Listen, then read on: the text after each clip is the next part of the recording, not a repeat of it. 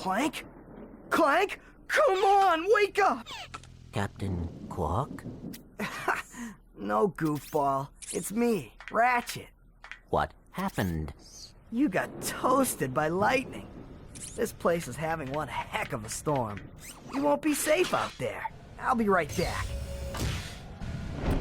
You would think a Ratchet would have been hurt by that too, but whatever.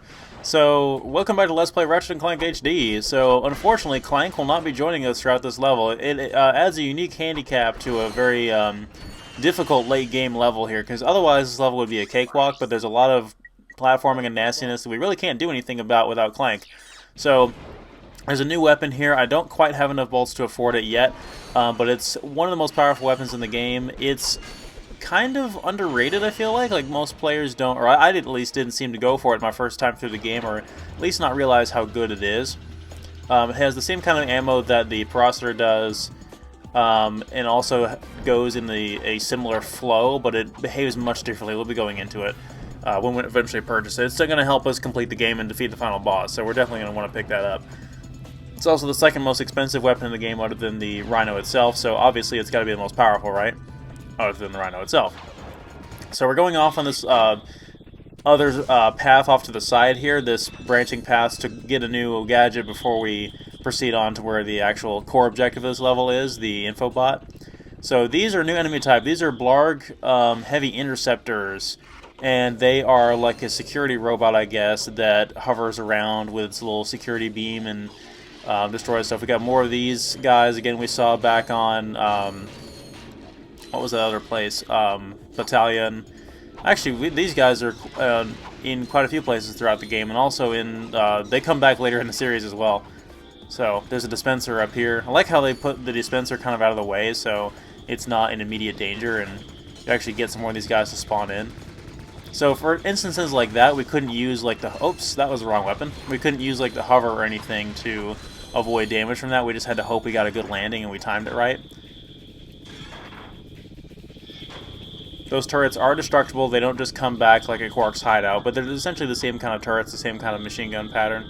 Alright, there's 4 more of these guys here, so we just have to avoid their spotlight, otherwise we'll aggro them and they'll start to shoot at us. And destroying them, they take a lot of damage to kill, so we definitely want to avoid that. I'm actually going to try to suck up these other security drone bots here, so I can... I want to fire out everyone that I have so I can suck up the remaining ones. So we're on planet Oltanis, which is obviously a very big industrial city. It's constantly being ravaged by huge thunderstorms, so it has a very cool sci-fi aesthetic to it. It's just never really expounded upon. We never get to meet more than one of the citizens, as a matter of fact, and we don't really get to see what their what the lore of this city is really like. But it's fascinating to think about, I suppose. It reminds me a lot of it's sort of like a dark Metropolis, if you will. Like, it's very much the same as Metropolis on Kerwan, but it's sort of a dark version of it. And it's being ravaged by the Blarg, obviously, because they're stealing a lot of their electrical technology and their power generators and whatnot. So they're actually stealing the same technology that keeps the city from being destroyed by the constant thunderstorms, which reminds me of another sci-fi element. I can't remember what it was. I remember there being a city that's constantly being protected by a shield, and if the power goes down, the thunderstorms will destroy it. Isn't there something in... It reminds me of almost like the Matrix or something. Like, there's some other kind of sci-fi that has that. I'm not sure what it is.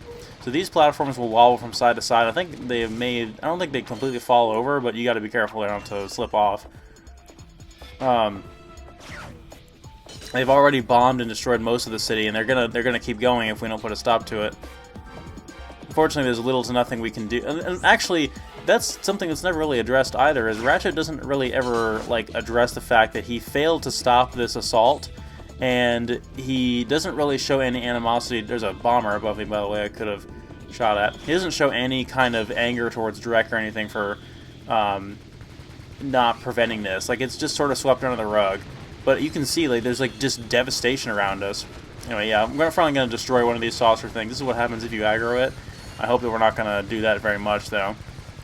And all the turrets will pop up if you do that, as well as it has its own weapon it'll start shooting at you. We're just going to go around here and do some strafing runs and destroy all these turrets and all the other enemies on this platform before we jump down there. And I actually died here because I could kill all the enemies, and as you can see there, I barely make that jump because your momentum off of that thing is not carried. So it's actually a much longer jump than it looks like, and Again, without Clank, we can't just glide to safety. So we can also use the metal detector here to get a few more bolts, which I'm definitely going to be taking advantage of. After we're done with this section, we should have enough to afford the Tesla coil, or Tesla claw, I guess it's called. There's another weapon in the second game that's similar. We'll go into that when it's relevant. But the main objective over here is obviously the gadgets at the top of this ladder, but I want to get all the bolts first. Yeah, by the time we're done with this planet, we should have enough to afford the weapon. But luckily, we get a free weapon here. It's one of my favorite weapons in the game. Sweet. Oh yes, the Morpho Ray. It's another ammo-less weapon, just like the Suck Cannon and the Taunter and the Walloper. So we're gonna go ahead and add that to our quick select here. I think I'm gonna get rid of the Taunter for now because I will just go into it in my inventory if I feel like doing the combo again. But I probably won't feel like doing it. I will be using the Mind Glove a lot for the rest of the game, but I don't know if I'll need to use that combo or anything like that. So the Morpho Ray, you'll see what it does very soon. It actually doesn't damage enemies at all. When you shoot at them, there's a bar that fills up, and when that bar fills up all the way, the enemy transforms into what you may ask. You will see.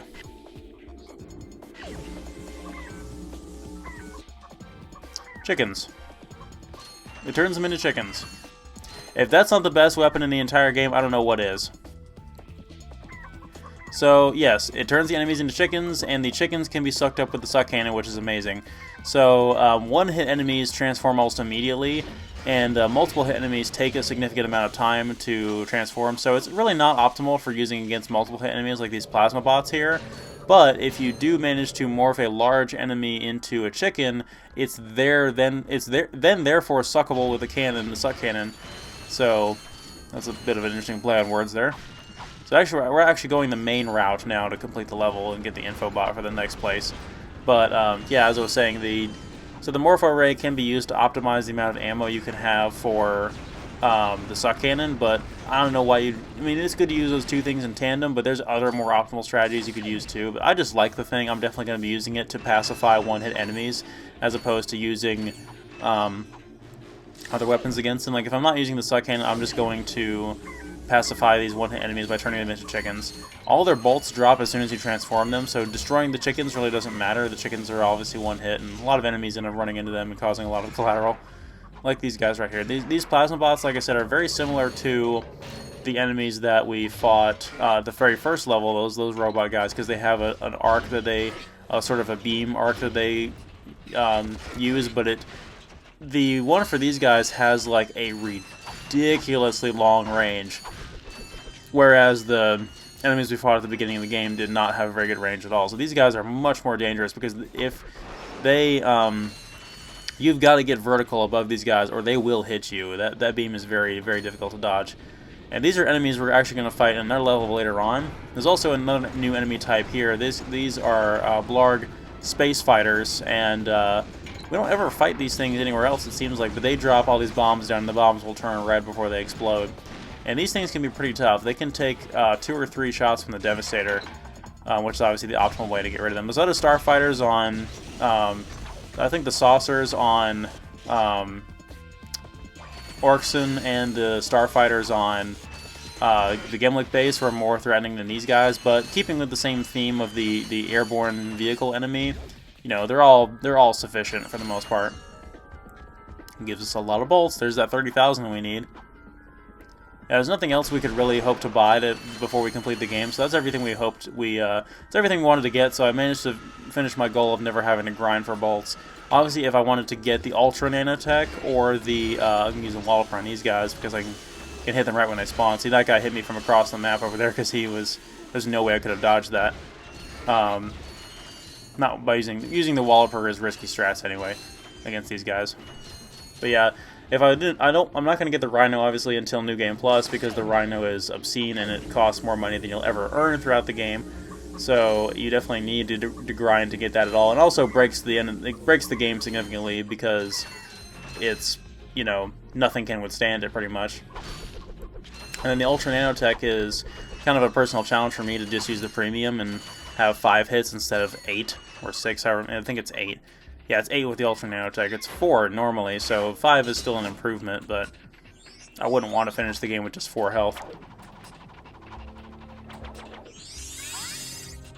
Alright, so there's a gold bolt up here, and there's actually a node here for the Sonic Summoner, which I'm going to be taking advantage of here, because we haven't really used that a whole lot. We got it very early in the game, and we've hardly addressed it, because a lot of times the little nodes in the ground that affiliate with these things are out of the way, so it's very inconvenient to go get this thing, and then by the time you bring it into an encounter, it doesn't have much time left anyway, so they're kind of not that useful in that regard. I mean, I still think they're powerful. They destroyed that space fighter there, but, you know, other than that, it's not really that good because you don't really have an opportunity to take advantage of it. We're going to be using this guy to his full potential for the most part and killing every enemy we can, including taking him, well, almost to the end of the level for the most part. Oh, the sand mice and their dorky little flying saucer thing. They don't look like mice hardly at all. I don't know where the name comes from. Yeah, this was definitely a...